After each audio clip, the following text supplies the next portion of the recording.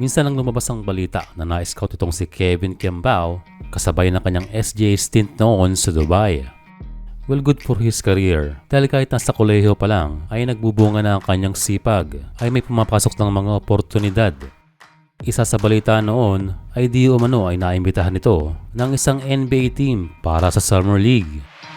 Pero lahat ito ay binawi dahil na rin siguro para hindi masira ang focus ni KQ na maganda ang nilalaro noon. And maging si Kevin, after ng tournament, ay kinumpirmang wala pa naman. For now, sabihin natin wala.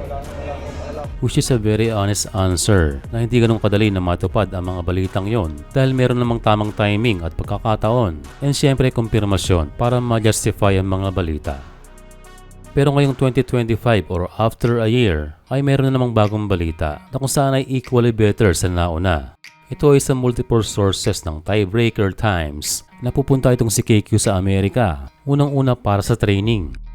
And at the same time, ay ang pagkakataong masubukan na makakuha ng spot para sa NBA Summer League. Well, ito na nga ba ang kaduksong o katuparan ng balita noon? Pero ngayon ay posibleng matuloy dahil sa big factor na ito. Again, from the source of Tiebreaker Times, na ang pagpunta ni KQ sa Amerika ay binakapan o tinulungan ng management ng kanyang team na Goyang Sono at inaasahan na sasamahan pa siya ng presidente ng team papuntang Amerika.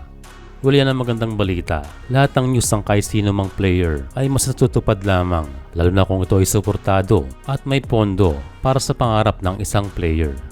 Well, sa ngayon na professional na si KQ, well siguro i-afford niya ang kanyang sarili na mag-training sa Amerika. Pero ang pagkakaroon ng backup na tutulong sa kanyang journey ay isang malaking bonus. Again, KQ is pursuing just like every other's dream. Pero yan pa lamang ang balita at hindi natin kinukumpirma o ginugulat ang mga tao na maglalaro na sa NBA Summer League itong ating kababayan. Pero sa ngayon ay nasa another turning point ng karir itong si Kembao at ang mahalaga ay makakapag-training kung sakali itong si KQ sa US na kung saan ay malaking tulong sa kanyang development at sa kanyang future career. Again, malaking bagay na masuportahan si Kembao ng Sono management. This season ay nag-a-average si KQ ng 16.5 points per game, 6.5 rebounds, 4 assists at 1.4 steals. Sa production na yan ni Kembao, ay sadya talagang hindi manghihinayang tumulong ang management ng Sono para sa kanilang player. And again, kung magkakaroon ng ganito si Kembao, sana rin ay magkaroon ng opportunity like this ang KBL Best 5 at nominated MVP na si Carl Tamayo.